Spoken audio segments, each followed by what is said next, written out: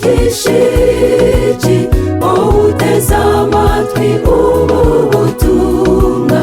Zakayo uwo yari umwe wo mu Bayuda, muri Yeriko niho yaratuye. Yumvise ubutumwa bwa Yohana buhamagarira abantu bose kwihana. Umusoresha mukuru atsindwa mu mutima, yiyemeza guhinduka. Nakuri Imana itakura ubuntu, igihe cyose byahinduka. Igihe Imana ihinduye amateka, n'amagambo arahinduka.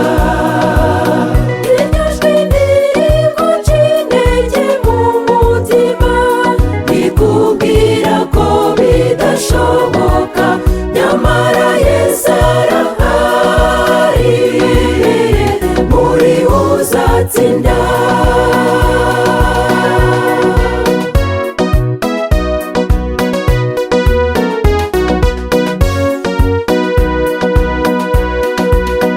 Amaze kumva ubutumwa bwiza, ubutumwa buva ku Mwami Yesu, yatsinzwe mu mutima, yemera icyaha, yiyemeza gukurikira Yesu.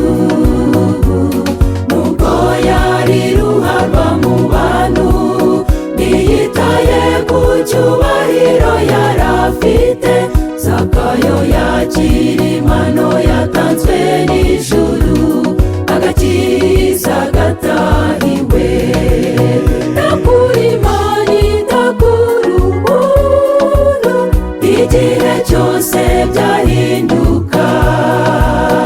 Igihe Imana ihinduye amateka, n'amagambo arahinduka. Iryo jwi ntiriguca intege mu mutima, rikubwira ko bidashoboka, nyamara Yesu arahari, muri we uzatsinda.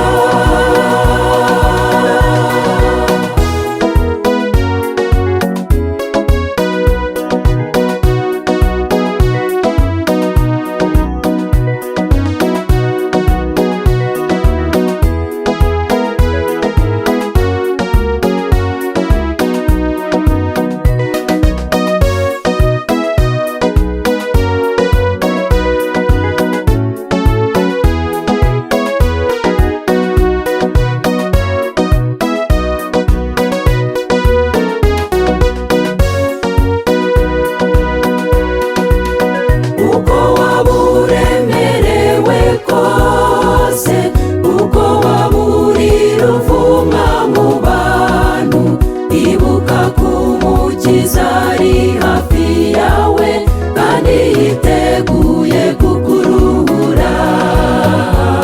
Muri we niho agakiza kari, muri we niho amahoro aganje aboneka.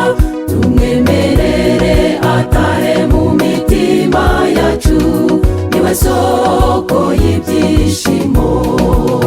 Nakuri Imana itakura ubuntu, igihe cyose byahinduka.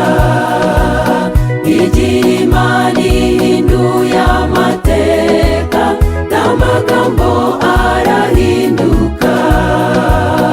Iryo jwi ntiriguca intege mu mutima, rikubwira ko bidashoboka, nyamara Yesu arahari, muri we uzatsinda.